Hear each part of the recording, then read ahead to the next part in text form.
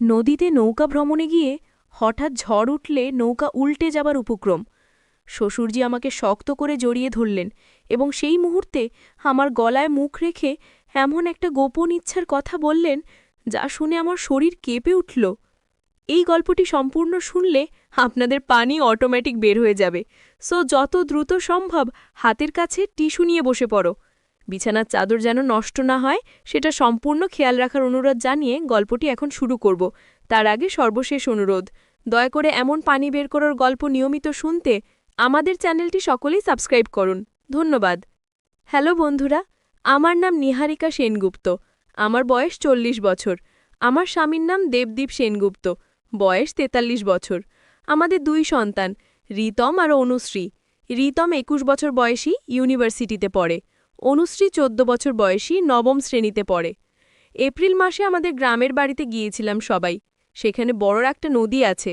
শ্বশুরজি বললেন নৌকায় চড়ে ঘুরে আসতে।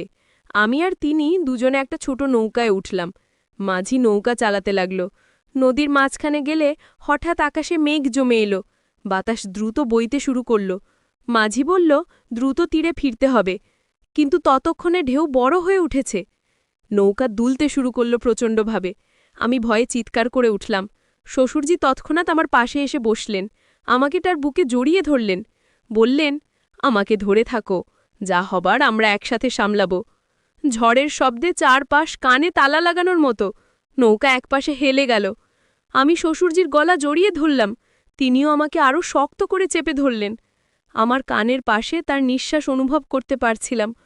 হঠাৎ তিনি আমার কানে মুখ নিয়ে এসে ফিসফিস করে বললেন, যদি আজ আমরা বেঁচে ফিরি, আমি তোমাকে আমার গোপন রহস্যের কথা বলবো।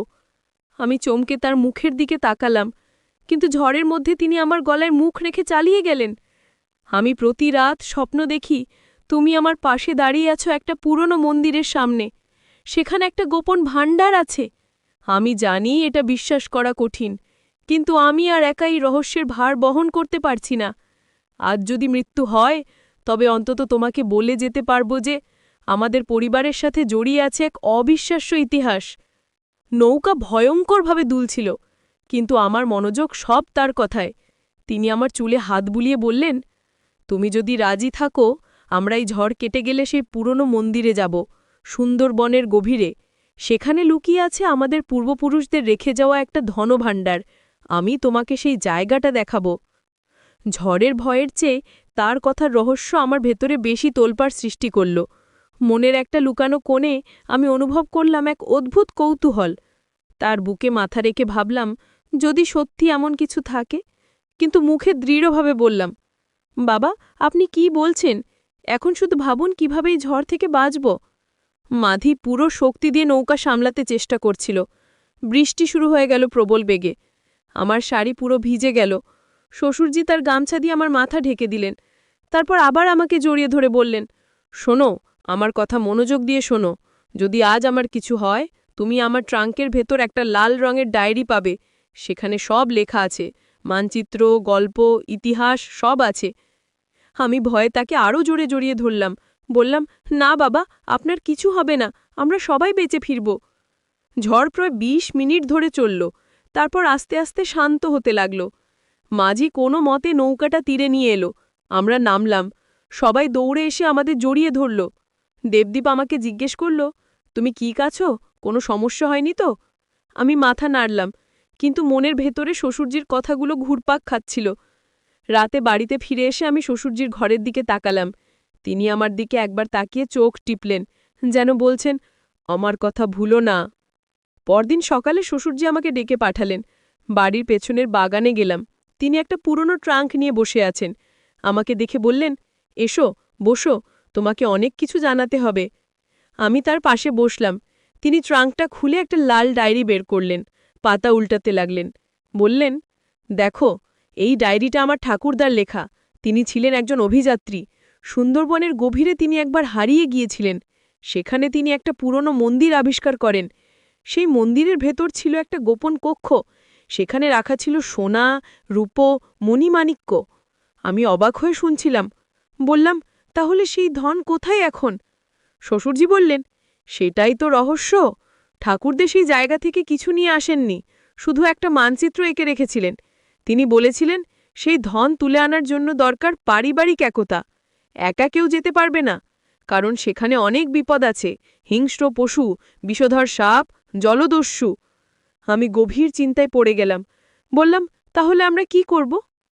শ্বশুরজি বললেন, আমি চাই তুমি, দেবদীপ, রিতম আর অনুশ্রীকে নিয়ে আমার সাথে যাবে। আমরা একসাথে সেই অভিযানে বের হব। এটা শুধু ধনের জন্য নয়, এটা আমাদের পারিবারিক ইতিহাসের অংশ। আমি ভাবতে লাগলাম, একদিকে এটা খুবই রোমাঞ্চকর শোনাচ্ছে, অন্যদিকে বিপদও কম নয়।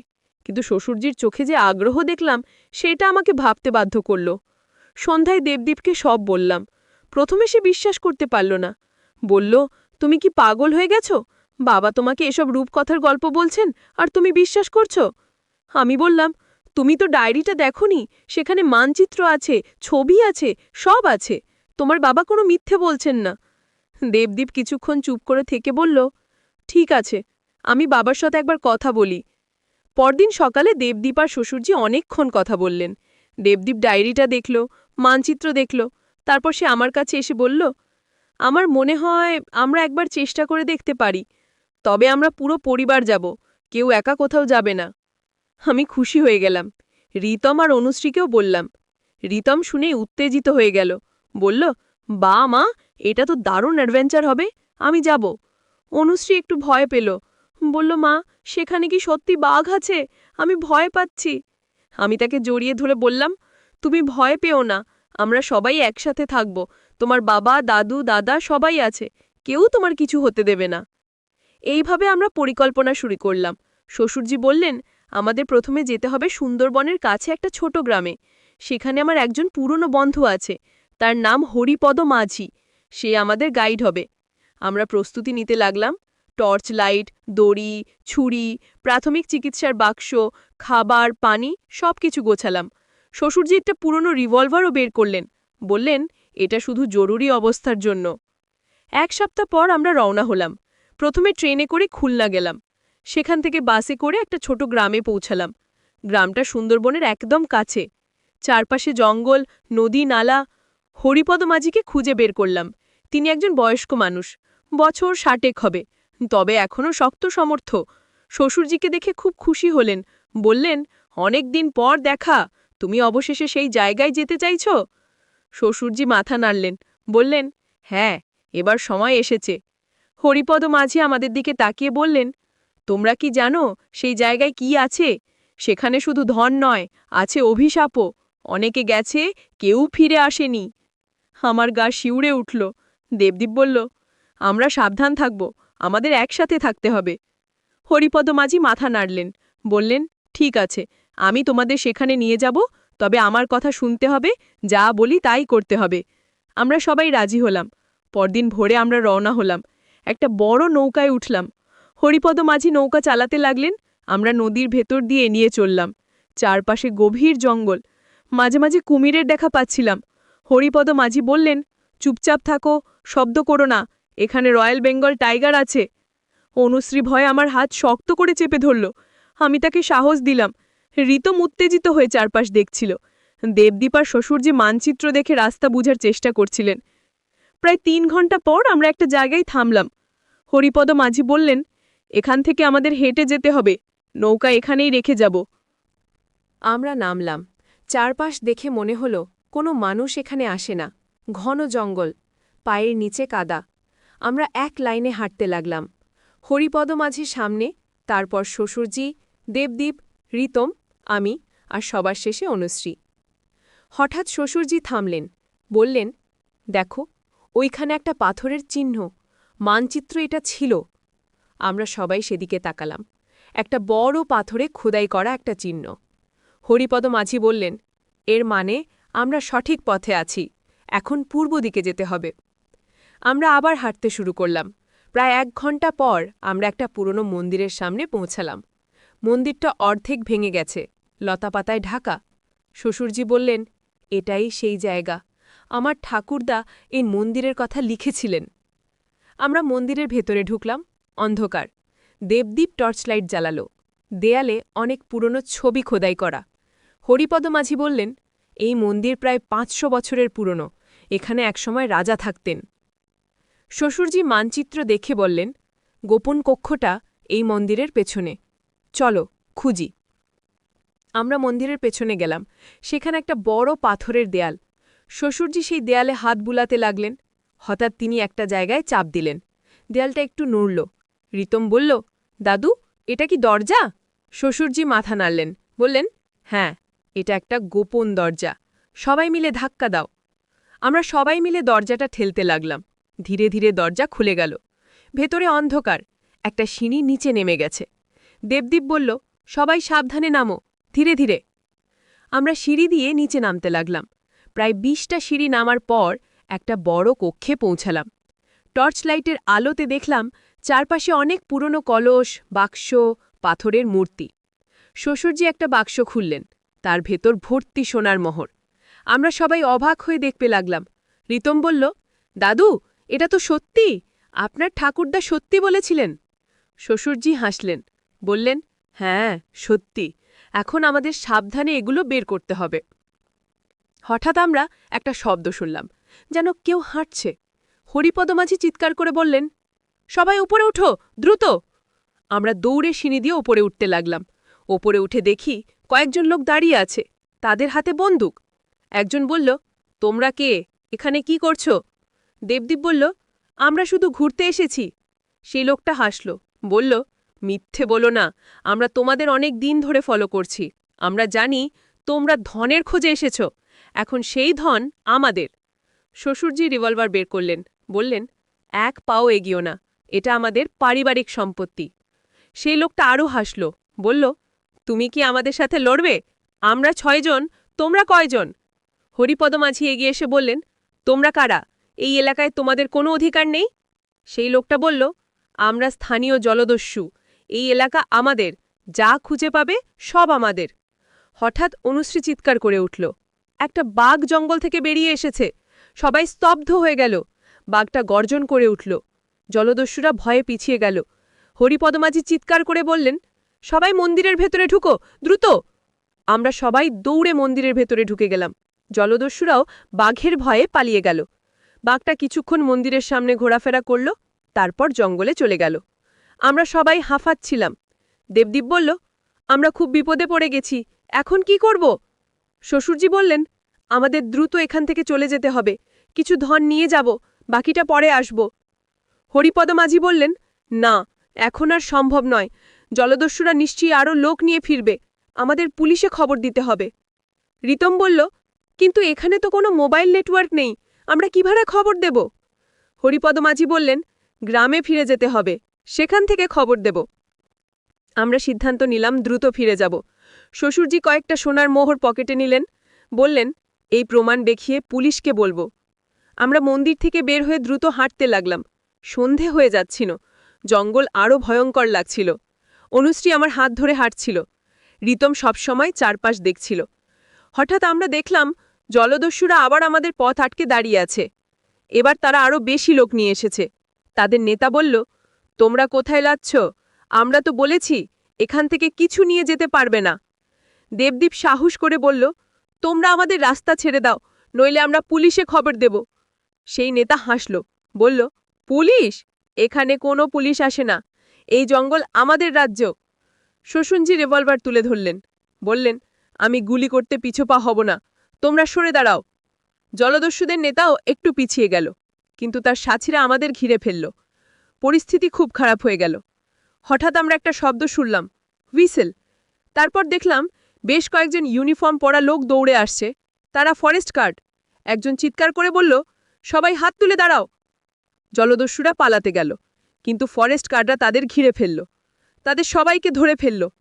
একজন গার্ড আমাদের কাছে এসে বলল, আপনারা কারা? এখানে কি করছেন? দেবদীপ সব ঘটনা বলল। ফরেস্ট গার্ড বলল, আমরা এই এলাকায় টহল দিচ্ছিলাম, আপনাদের চিৎকার শুনে এসেছি। আপনারা খুব ভাগ্যবান। শ্বশুরজি সোনার মোহর দেখালেন, বললেন, এখানে একটা পুরনো ধনভাণ্ডার আছে। এটা আমাদের পূর্বপুরুষরা রেখে গেছেন, আমরা এটা সরকারকে জানাতে চাই। ফরেস্ট গার্ড বলল, এটা একটা বড় আবিষ্কার। আমরা একটা দল পাঠাবো সেই মন্দিরে, ধনভাণ্ডার যাচাই করব। আপনাদের পরিবারকে এর একটা অংশ দেওয়া হবে পুরস্কারের হিসেবে। আমরা সবাই খুশি হলাম। রিতম বলল, দাদু, আপনার ঠাকুরদা সত্যি একজন মহান অভিযাত্রী ছিলেন। শ্বশুরজি হাসলেন, বললেন, হ্যাঁ, তিনি ছিলেন, আর আজ আমরা তার স্বপ্ন পূরণ করলাম। 1 সপ্তাহ পর আমরা বাড়ি ফিরলাম, কিন্তু এই অভিযানের স্মৃতি আমাদের মনে চিরকাল থেকে যাবে। অনুশ্রী এখন আর ভয় পায় না। সে বলে, মা, আমি বড় হয়ে অভিযাত্রী হব। রিতম বলে, আমি ঠাকুরদার ডায়েরি নিয়ে একটা বই লিখব। দেবদীপ বলে, এই অভিযান আমাদের পরিবারকে আরও কাছে নিয়ে এসেছে। আর আমি শুধু ভাবি সেই নৌকায় ঝড়ের দিনটার কথা, যখন শ্বশুরজি আমার কানে ফিসফিস করে রহস্যের কথা বলেছিলেন। সেদিন আমি বুঝতে পারিনি এই রহস্য আমাদের জীবনে কত বড় পরিবর্তন আনবে। এখন প্রায়ই শ্বশুরজি আমাকে বলেন, তুমি না থাকলে হয়তো আমি এই অভিযানে যেতে পারতাম না, তুমি আমাকে সাহস দিয়েছ। আমি হাসি, বলি, না বাবা, সাহস তো আপনারই ছিল, আমরা শুধু আপনার স্বপ্নের সাথী হয়েছি। প্রশাসন পরে আমাদের জানায় যে সেই মন্দিরে পাওয়া ধনভাণ্ডারের মূল্য প্রায় 5 কোটি টাকা।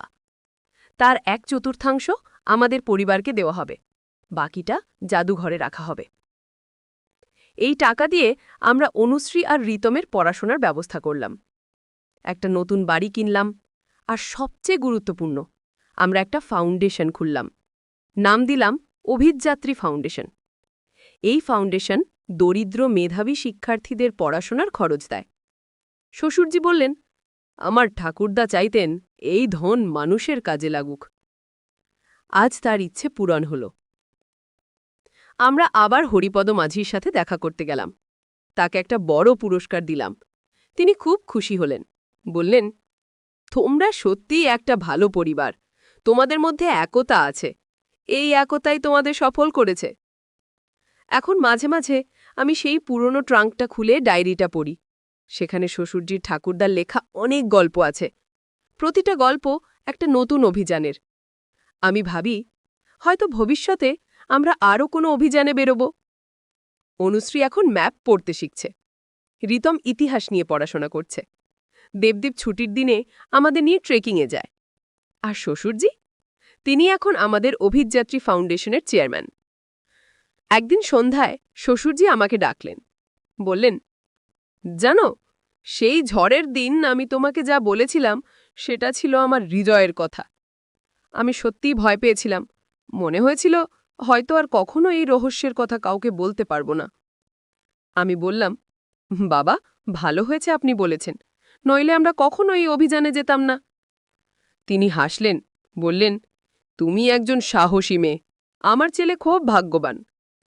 আমি লজ্জা পেলাম, কিন্তু মনে মনে খুশি হলাম। এই পরিবার আমার কাছে সবচেয়ে মূল্যবান, আর এই অভিযান আমাদের সবাইকে আরও কাছে নিয়ে এসেছে। এখন যখন রাতে ঘুমোতে যাই, আমি ভাবি সেই সুন্দরবনের জঙ্গল, পুরনো মন্দির, গোপন ধনভাণ্ডার, বাঘ, জলদস্যু সব নিয়ে। এসব যেন একটা স্বপ্ন, কিন্তু না, এটা স্বপ্ন নয়, এটা আমাদের বাস্তব অভিজ্ঞতা।